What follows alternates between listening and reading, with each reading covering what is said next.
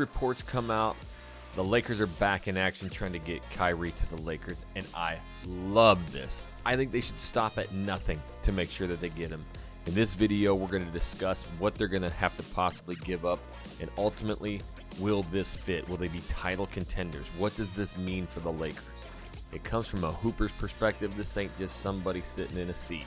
You can debate with me, whatever you want, but this is the NBA white guy, and I love talking all things hoops from a hooper's perspective. And if you do too, make sure you hit that subscribe button and you click the bell so you're notified every time I do a new video. This new report comes out. Basically, KD wants out. Brooklyn's just trying to get as many draft picks, get as many all-stars as it can get some good young players because it's over. And I'm telling you right now, again, being a hooper, being in some of these locker rooms, as soon as some of the players, especially some of the star players, are not happy, the team is over with. It's just done. It's not going to change unless you get completely different new coaching in and new, management, whatever. But that's not going to happen. We've already heard it from Joe Tsai. Brooklyn's backing the whole entire coaching staff and the GM. So now there's a new report coming out that the Lakers are back in action and they're ready to give up the bag to get Kyrie Irving. And they're talking big contract talks. Look, you're already so indebted to Russell Westbrook. That's not going to work anymore. You're at best maybe 8th, 9th in the entire West. Maybe down there with Portland trying to do a play-in game. It's not where you want to be. But I do feel if you get Kyrie Irving in there playing with LeBron James again, playing with a healthy and hopefully a way better in shape Anthony Davis, it's a title contender. Now, this is pretty interesting. This came in from your boy Draymond Green, which again is another hooper's perspective. With LeBron, if you give him someone like Kyrie, they'll have a chance because of the way that Kyrie can score the basketball. LeBron will only put him in a position to do that.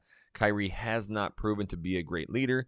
LeBron will put an umbrella over that. If you can do what you are good at, you have LeBron leading, they could contend, but they won't beat us. Now, I will go out on a limb here and say that a healthy team, let's just say no injuries because I hate talking that, just straight up plan, I think the Lakers have a great chance in a 7-game series against the Warriors.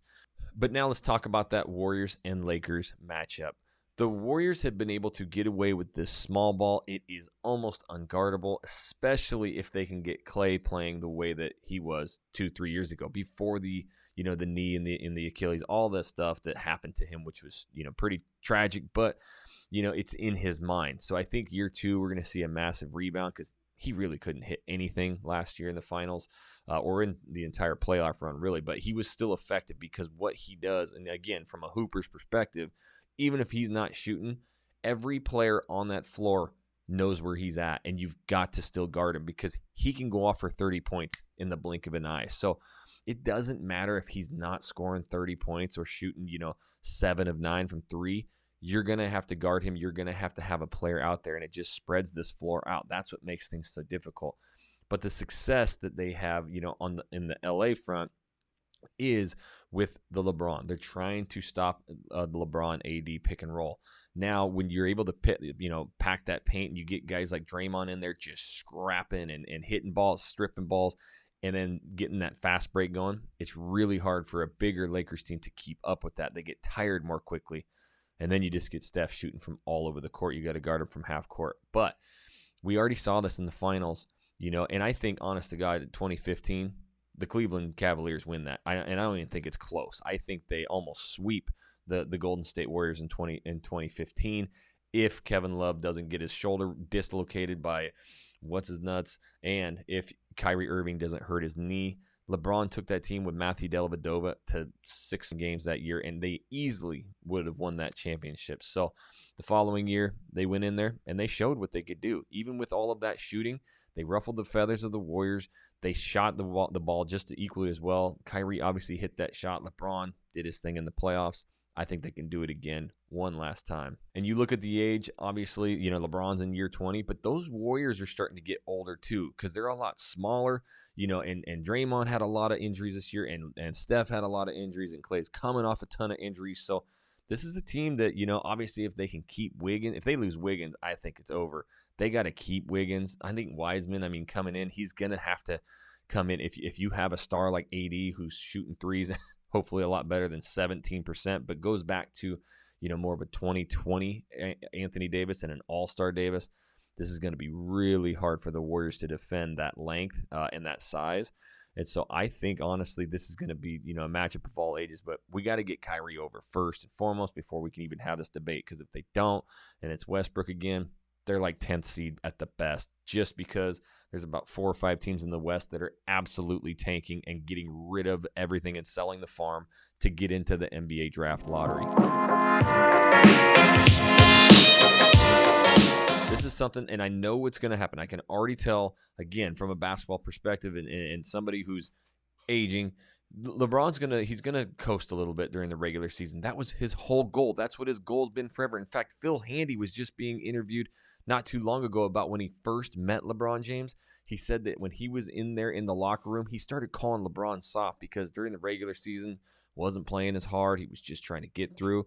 And then he said he saw him play in the first game in the first entire series of the playoffs, and he just absolutely dominated the entire game. This is back in like 2014, and he just completely took over, took him to the finals, and he said, "LeBron, I apologize. You are an absolute beast, and what you did right there, proves that. So I'm sorry for doubting you." And LeBron said, "Look, I got to do, this is back at like year 14. Now he's in year 20. He goes, I got to do what I can to make sure I get myself in peak position, peak health to take this team to the finals. That's my whole entire goal." So now I need you to comment down below. Who do you think right now, 7-game series, if the Lakers got Kyrie Irving, who do you think would win the chip? I think the Lakers could.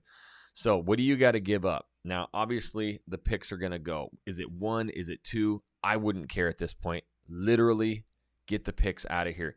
You could probably down the road, if you've developed some of these players, trade them for picks, whatever, but you can get that later on. We're talking right now a championship contender and getting rid of the Westbrook trade. We got to get that player out of here. And so getting rid of the 2 first-round picks, and you're probably going to have to throw like a THT in there. Again, I've had strong opinions about this. When you understand basketball and you have an alpha leader like LeBron, he's going to get his players into a position. What does that do for Kyrie? It gets him into his position. Kyrie left to go to Boston to be the top dog. It didn't work out. He's still easily the best finisher, easily one of the get a bucket kind of guys. He's definitely one of the top scorers in the entire NBA, but he does not have that leadership quality. I just believe that, and I think you've seen that over the past few years. But teamed up with a LeBron who can shoulder that entire, leadership quality. And here's the one thing about the fit that I absolutely love. Kyrie was the only player when they played together where LeBron could take a rest. He could actually go to the bench, and the team wouldn't be down by 400 points. I've watched every single game that dude plays, and every time he goes to the bench, they're down by 10. They're down by 20. They lose a 10-point lead. Nobody can shoulder that, and I think a lot of that has to do with pressure and being the leader, but Kyrie was always able to do that. So this will allow, good rotations to come in. Now you have a lot of pick and roll opportunity. LeBron's going to bring this ball up the court. He's going to roll pick and roll with AD. And the old ways, you pack the paint because he had no shooters. And second of all, you double up on LeBron, double up on AD, and you just clog everything up. Now if you do that, you got to kick it out to Kyrie. He's wide open. This is going to be a problem. So you're going to see a lot more single coverage, on that pick and roll with AD and LeBron. LeBron's going to be able to kick it out to Kyrie, or vice versa. I think the pick and roll between Anthony Davis and Kyrie, because Kyrie's handles, like, you have to double him. He's so much better of a dribbler that, LeBron can start cutting lanes, or we've been seeing him shoot 7, 8, 9 threes a game, and he's shooting pretty effective. I mean, at least in the upper 30%. But Kyrie with a fit, now you're going to have a shooter. He's a 90, 50, 40 dude. He's 90% from the free throw, 50 shooting, and 40 from the three. So this is a knockdown shooter who's going to take a ton of pressure off of LeBron, and I think this deal has got to go. I don't care who you have to get rid of on the Lakers team. Jeanie Buss, you've got to give them THT. You got to get these 2 picks out of there, and you got to get Westbrook out of there. If they can even just get in late to the finals, Western Conference Finals, it's a huge win, but that's not what they want. They want the championship. Give LeBron a healthy team. Give him somebody who can help him in the postseason. that is a team that they can take to the finals. And I think against the East, they got a really good chance. It's going to be harder getting through the West than anything. They're going to beat themselves up all year long, and that is why getting a Kyrie, somebody who can take the scoring load, and if AD comes back like bubble AD, he's going to score 25 a game. LeBron can coast through a 24 to 26 point a game, and I think he'll do what he did 2 years ago and be an assist leader. That's what he loves doing. Just dribble, drive, facilitate, open easy buckets for the teammates. He'll get his 24, 26 points past Kareem this year, but he's just got to be able to get into the playoffs and hopefully not the play-in game. You know, a lot of these teams, they're saying Phoenix is going to be 6 games, worse this year. When you look at the Vegas odds, it's not that they're going to be worse. It's just that's how tough the West is. So adding a player like Kyrie easily does this. What are your thoughts? Make sure you comment down below if you think this Kyrie thing's a fit. If you think what I'm saying is true, I know I'm right from a Hooper's perspective. And again, this is the NBA White Boy channel. If you do like this content and my style, make sure you hit that like button and you subscribe. And until the next video, homies, we'll catch you later.